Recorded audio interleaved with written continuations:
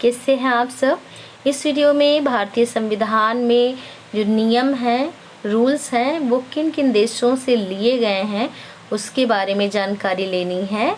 जैसे कि हमारा जो भारत का संविधान है वो भारत में सर्वोच्च स्थान पर है और उसका जो रक्षक है वो है सुप्रीम कोर्ट।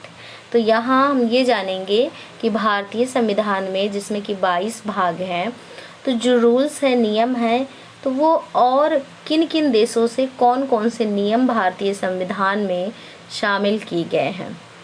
वैसे तो सबसे ज़्यादा नियम 1935 भारत सरकार अधिनियम का ही शामिल किया गया है, लेकिन इसके अतिरिक्त भी कुछ मूल रूप से कुछ विशेष नियमों को विश्व के और भी अलग अलग देशों से लिया गया है।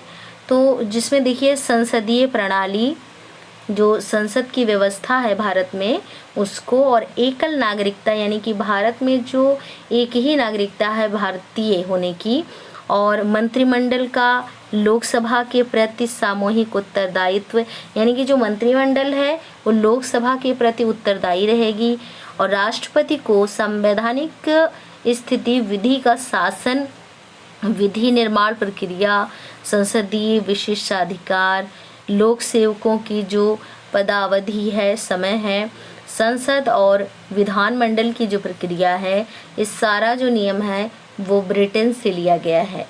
क्योंकि अंग्रेज़ों ने भारत में कई वर्षों तक शासन किया और इसी शासन के दौरान अंग्रेज़ों ने भारत में व्यापारिक रूप से तो शुरुआत की, लेकिन प्लासी के युद्ध के बाद भारत में अंग्रेज़ों का जो नींव था ना वो काफ़ी मजबूत हो गया, और उसके बाद जो कंपनी थी ब्रिटेन की उसने अपना जो है भारत में कई रूपों से अधिकार जमाने का प्रोसेस या प्रक्रिया कह लीजिए शुरू कर दिया।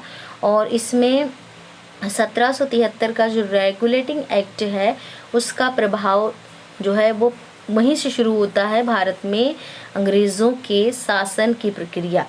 और उसके बाद जो है वो तो एक स्टेप है, शुरुआत है, लेकिन स्वतंत्रता के बाद भारत का जो संविधान तैयार हुआ 46 से ही प्रोसेस शुरू हो गया था संविधान का, और उसके बाद 1947 में देश आज़ाद हुआ 15 अगस्त 1947 को, और 1949 तक भारतीय संविधान जो है पूरी तरह से तैयार हो गया, लिख करके कंप्लीट हो गया।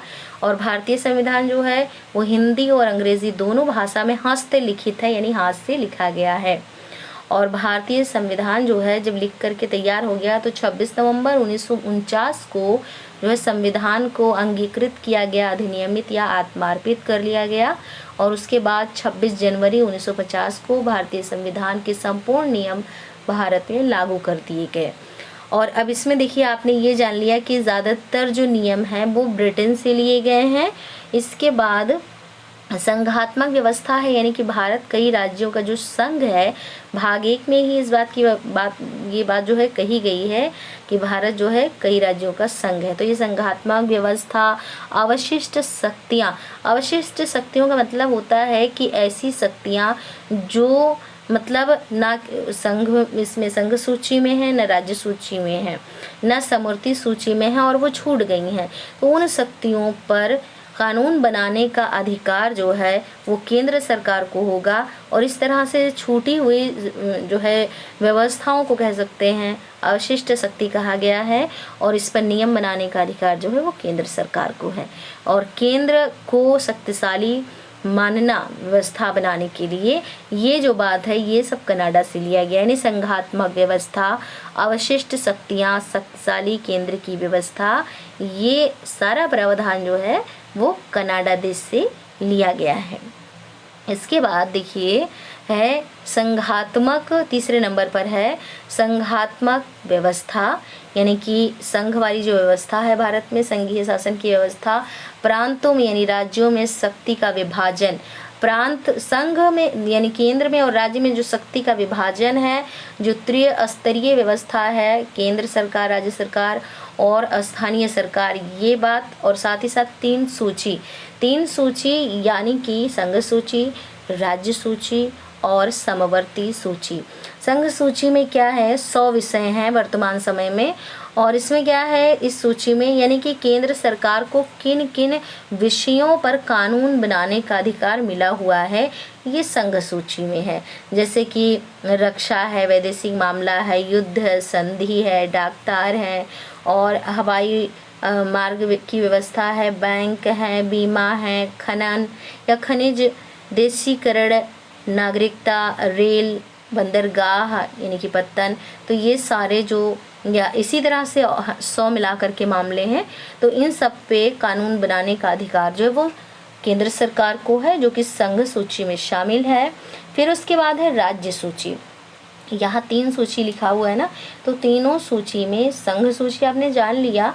अब है राज्य सूची, यानी कि भारत में वर्तमान समय में 28 राज्य हैं और राज्यों को जिन विषयों पर कानून बनाने का अधिकार है वो विषय राज्य सूची में लिखे गए हैं।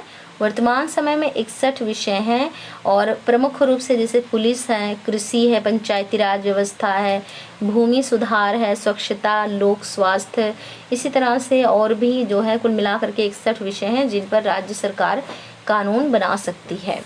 इसके बाद समवर्ती सूची में वर्तमान समय में 52 विषय हैं और इनमें वन है, विद्युत, शिक्षा, योजना आयोग जिसको नीति आयोग कहा जाता है, जनसंख्या नियंत्रण और परिवार नियोजन, इसी तरह से कुल 52 विषय हैं जिस पर केंद्र और राज्य दोनों कानून बना सकती है। उसको समवर्ती सूची में शामिल किया गया है, लेकिन दोनों में अगर टकराव की बात आती है तो उसमें संघ यानी कि केंद्र जो है वो महत्वपूर्ण होगा। यानी कि समवर्ती सूची के जो विषय हैं उस पे कानून बनाने का अधिकार केंद्र सरकार और राज्य सरकार दोनों को है, लेकिन दोनों में से अगर महत्वपूर्ण माना जाएगा तो वो केंद्र सरकार के ही कानून को महत्वपूर्ण माना जाएगा। तो ये जो है यानी कि संघात्मक व्यवस्था, प्रांतों में शक्ति विभाजन और तीनों जो सूचियां हैं ये सब जो है भारत सरकार अधिनियम 1935 से लिए गए हैं। जिस समय भारत जो है अंग्रेज़ों के अधीन था और 1935 में भारत सरकार अधिनियम जो बनाया गया था उसी में ये सारे जो है नियम शामिल थे और उसको जो है जब संविधान निर्मित किया गया तो उसमें इन विषयों को शामिल कर लिया गया। इसके बाद देखिए है मूल अधिकार। तो मूल अधिकार जो हैं, मूल अधिकार या मौलिक अधिकार ये अमेरिका से लिए गए हैं, संयुक्त राज्य अमेरिका से ये लिए गए हैं। उच्चतम न्यायालय की व्यवस्था, देखिए मूल अधिकार जो हैं वो प्रारंभ में तो 7 मौलिक अधिकार थे, वर्तमान समय में 6 मौलिक अधिकार हैं। समानता का अधिकार है, स्वतंत्रता का अधिकार है, शोषण के विरुद्ध अधिकार है, धर्म, संस्कृति और शिक्षा की स्वतंत्रता का अधिकार है और संवैधानिक उपचारों का अधिकार है। बाकी जो संपत्ति का अधिकार है इसको लेकर के 7 अधिकार बनते हैं, लेकिन संपत्ति के अधिकार को 44वें संवैधानिक संशोधन 1978 में जो है इसको विधिक अधिकार बना दिया गया। और पहले ये जो है जब इसमें था मौलिक अधिकार में तो अनुच्छेद 31 में हुआ करता था, लेकिन जब विधिक अधिकार बना दिया गया संपत्ति के अधिकार को तो अनुच्छेद 300A या 300 आप का कह लीजिए उसमें इसको शामिल कर दिया गया। और फिर ये देखिए इसमें जो है राष्ट्रपति पर महाभियोग के बाद या संविधान की सर्वोच्चता, यानी कि मतलब संविधान ही सर्वोपरि है ना। भारत का जो धर्म है वो संविधान है और संविधान के आधार पर ही देश की व्यवस्था चलेगी। ये प्रावधान भी संयुक्त राज्य अमेरिका से लिया गया है। भारत में राष्ट्रपति पर महाभियोग की प्रक्रिया यानी राष्ट्रपति को उसके पद से कैसे हटाया जा सकता है ये जो है महाभियोग कहलाता है और ये प्रोसेस यानी ये प्रक्रिया भी अमेरिका से ली गई है। उपराष्ट्रपति का पद न्यायिक पुनरावलोकन। न्यायिक पुनरावलोकन का मतलब होता है कि कार्यपालिका या विधायिका के द्वारा जो कानून बनाए जाते हैं यदि उनमें ऐसा लगता है कि ये कानून संविधान के प्रतिकूल हैं तो उनकी जांच जो है न्यायपालिका करती है और इसी जांच की प्रक्रिया को न्यायिक पुनरावलोकन कहते हैं। स्वतंत्र और निष्पक्ष न्यायपालिका। सरकार या शासन के 3 अंग हैं, विधायिका, कार्यपालिका और न्यायपालिका। न्यायपालिका जो है यानी कि सरकार का जो तीसरा अंग है न्यायपालिका, ये स्वतंत्र है, आज़ाद और निष्पक्ष है, यानी किसी के पक्ष में ये जो है आकर के निर्णय या फैसला नहीं सुनाएगा, जबकि जो सही है उसको विचार करके उस पर जो है फैसला लेगा। तो ये जो है प्रावधान संयुक्त राज्य अमेरिका से हैं। फिर उसके बाद आप देखिए मौलिक कर्तव्य। मौलिक कर्तव्य की अगर हम बात करें तो ये पूर्व सोवियत संघ यानी कि रूस से लिया गया है, और ये जो है 42वें संवैधानिक संशोधन 1976 में इसको संविधान में जोड़ा गया, क्योंकि संविधान का जब निर्माण हुआ था तब मौलिक कर्तव्य उसमें नहीं थे। 1976 में 42वें संवैधानिक संशोधन में इसको जो है जोड़ा गया, जिसमें 10 मौलिक कर्तव्य शामिल किए गए। और उसके बाद जो है 86वें संवैधानिक संशोधन 2002 में 11वां जो है मौलिक कर्तव्य जोड़ा गया, जिसमें ये था कि प्रत्येक माता पिता और अभिभावक का, गार्जियन का ये फ़र्ज है कि वो 6 से 14 वर्ष के बच्चों को जो है शिक्षा मतलब प्राप्त कराएं। तो ये कर्तव्य के रूप में जोड़ दिया गया जो है 2002 में। तो ये जो नियम है मौलिक कर्तव्य का, ये लिया गया है पूर्व सोवियत संघ यानी कि रूस से। फिर इसके बाद है राज्य के नीति निर्देशक तत्व, यानी कि राज्य को क्या करना चाहिए, सरकार को क्या करना चाहिए, किस प्रकार से प्रजा के लिए यानी कि जनता के लिए काम करने चाहिए। सारे जो सरकार के लिए, कार्यपालिका के लिए जो रूल्स हैं वो हैं राज्य के नीति निर्देशक तत्व। राष्ट्रपति के निर्वाचन की जो प्रक्रिया या रीति है, राज्यसभा में जो राष्ट्रपति के द्वारा 12 सदस्यों के मनोनीत करने की बात है, ये सब आयरलैंड से लिया गया है भारतीय संविधान में। और कानून द्वारा स्थापित प्रक्रिया का प्रावधान ये जापान से लिया गया है कि किस तरह से नियम के साथ कानून जो है स्थापित किया जाएगा, ये जापान से लिया गया है। और भारतीय संविधान की जो प्रस्तावना है यानी कि प्रारंभ का जो पेज है वो प्रस्तावना और समवर्ती सूची और शक्ति का विभाजन यानी शक्तियों का बंटवारा केंद्र और राज्य के बीच, ये सारा प्रावधान जो है ऑस्ट्रेलिया से लिया गया है। संविधान संशोधन की प्रक्रिया यानी कि संविधान में किस तरह से बदलाव किया जा सकता है, यानी कुछ नए नियमों को डाले जा सकते हैं, पुराने नियमों को परिवर्तित किए जा सकते हैं, इसी को कहते हैं संविधान संशोधन की प्रक्रिया। देखिए भारतीय संविधान जो है वो कठोर भी है और लचीला भी है। कठोर इसलिए है कि भारतीय संविधान के नियमों को सरलता के साथ उसमें परिवर्तन नहीं किया जा सकता है, और लचीला इसलिए कहा जाता है कि भारतीय संविधान में संसद के द्वारा नियमों को परिवर्तित किया जा सकता है, इसीलिए भारतीय संविधान कठोर और लचीला दोनों है। तो ये जो संशोधन की प्रक्रिया है भारतीय संविधान के, ये दक्षिण अफ्रीका से इसको लिया गया है, और भारतीय संविधान के जो है अनुच्छेद 368 में ये संविधान संशोधन की बात कही गई है। गणतंत्रात्मक स्वरूप यानी कि जो है जनता द्वारा, सरकार का जो प्रतिनिधि है वो जनता के द्वारा चुना जाएगा, ये प्रक्रिया फ्रांस से ली गई है।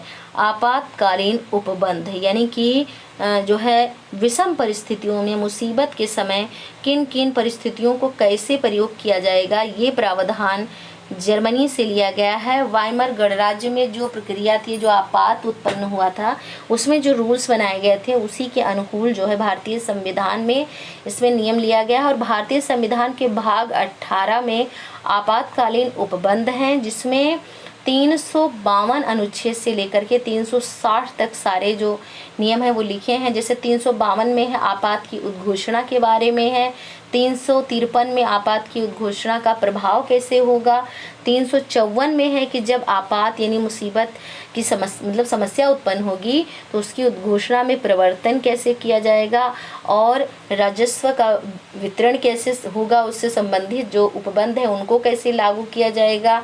और 355 में है कि बाहरी आक्रमण और आंतरिक अशांति, अगर जो है देश के भीतर अशांति फैलती है तो राज्य की संरक्षा करने के लिए ये जो है कर्तव्य संघ का होगा, ये 355 में है। और 356 में है कि राज्यों में संवैधानिक तंत्र अगर विफल हो जाता है, समस्या उत्पन्न हो जाती है राज्यों में, तो ऐसी परिस्थिति में जो है क्या किया जाए, ये 356 में है। और 357 में है कि अनुच्छेद 56 के अधीन ये इसमें प्रावधान है। और 358 में है कि आपात के दौरान अनुच्छेद 19 के उपबंध जो है उसको निलंबित कर दिए जाएंगे। जो स्वतंत्रता का जो अधिकार, मौलिक अधिकार का है प्रावधान 19 वाला, उसको निलंबित कर दिया जाएगा। 358 के तहत 359 में है कि आपात के दौरान भाग 3 यानी मौलिक जो अधिकार हैं के द्वारा जो प्रदत्त अधिकार दिए गए हैं उनका जो है प्रवर्तन का निलंबन है, यानी कि पूरी तरह से उनको वहाँ रोका नहीं जा रहा है, केवल परिस्थिति के अनुकूल निलंबित किया जा रहा है।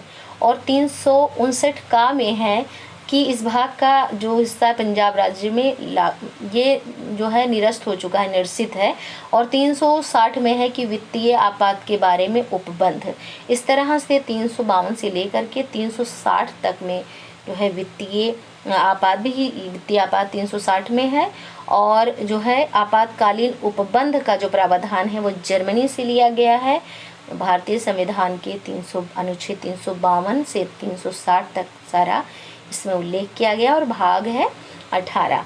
तो इसमें आपने यहाँ संक्षिप्त रूप में जाना है कि किस तरह से भारतीय संविधान में अन्य देशों से यानी कि दूसरे देशों के नियमों को जो श्रेष्ठ थे, बेहतर थे, उन नियमों को किस तरह से शामिल किया गया है, ये आपने जाना है। तो इस वीडियो में आपके लिए बस इतना ही। Thank you.